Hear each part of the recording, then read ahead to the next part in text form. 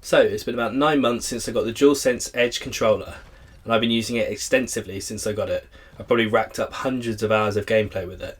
So I thought now was a good time to give it a long review and check out the good and the bad about this controller to see if it's really worth the price tag of about $200 or £200-ish depending where you get it from. I'll be reviewing this through the lens of an FPS gamer because I generally play Modern Warfare 2 and Warzone 2, so all of my settings and accessories and things like that are all kind of geared toward that type of gameplay. But hopefully you still find this video useful if you play a variety of games, or you're sat on the fence and not sure whether to get one, and hopefully this will help with your decision making. So let's take a look at what you get in the box. First off, it has to be said the finish of this packaging is really solid, and the little PlayStation icon details on the back is a really nice touch. It's a super hard case, so if you're going to be taking this controller out and about, then this will definitely offer plenty of protection. So obviously we've got the Pro controller, which takes a similar form factor to the original DualSense controller, with a few smaller textural details which are supposed to help with grip, and you'll find these on the hand rests, on the triggers and on the touchpad there. And obviously we've got the trigger stopped triggers there. Then we've got the back paddles. So the system comes with two different types of back paddles. You've got the domed ones, which are a really nice solid metal feel, and then you've got the more classic flat paddle design, which will sit slightly more flush to the back of the controller. Then we've got some alternative thumbsticks. So the controller will come with concave thumbsticks on them already, but you also get the options of two different types of domed ones. You've got taller ones shown here, which will be better for FPS games because it will help you with increased accuracy, or you've got the regular shorter domed versions which matches the concave which came in the controller. Really nice to have this option, and it'll take a bit of time and just see which one works for you. And then finally we've got the cable lock, which can be used to lock the charging cable into the back of the controller so that it doesn't slip out. So let's start off with the good parts. So for me, starting off with the back paddles, the fact that they gave us a choice of two different types of back paddles is really great because I actually use both of them on the back. For the left side I use the dome, and the right I use the standard flat paddle, and they feel great, they're easy to install, and to be honest they're just going to improve your gameplay no matter what.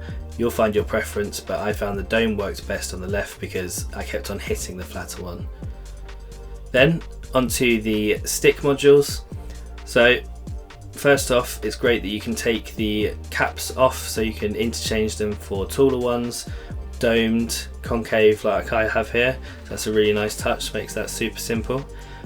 And another thing that will improve the longevity of this controller is the fact that you can really easily swap out the joystick modules. So when you start to get stick drift, rather than having to buy a whole new controller, you can literally just swap out the new module for £20 or $20, put it back in, and that's for the left and the right stick, and you'll be back up and running without having to shell out for a whole new controller, and the case just slips back on.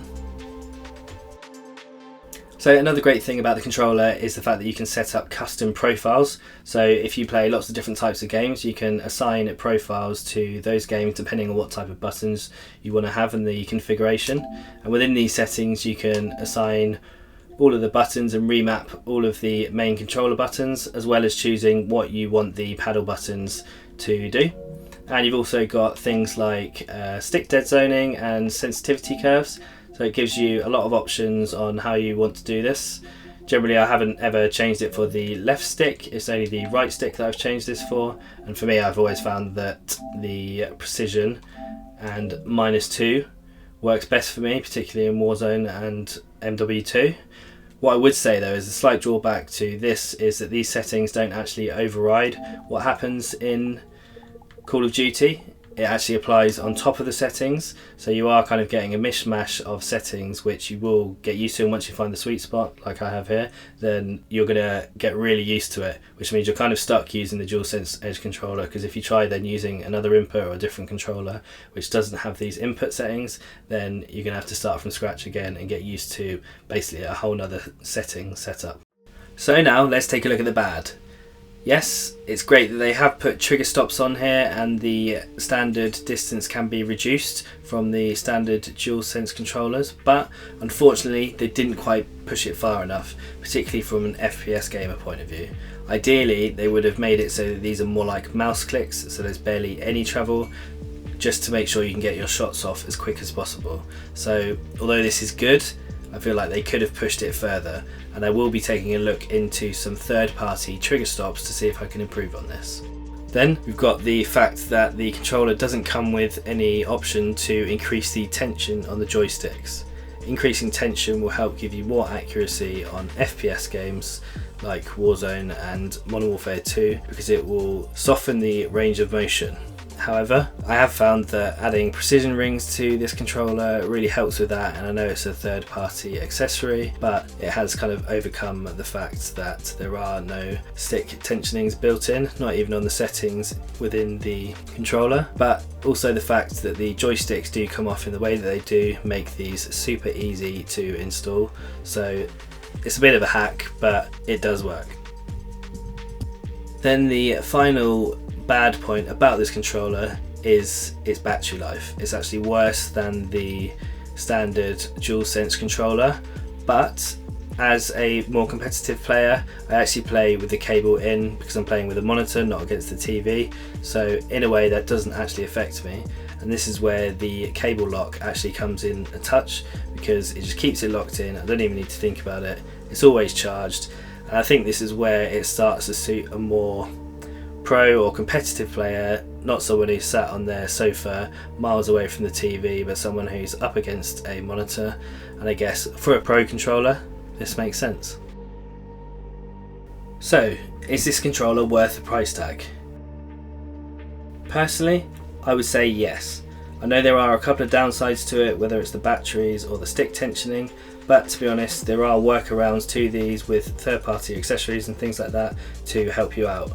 And at the end of the day, this is a pro controller, so having the controller plugged in at all times for me really isn't an issue, and this controller will go a long way in helping you improve your gameplay with the paddles and the trigger stops.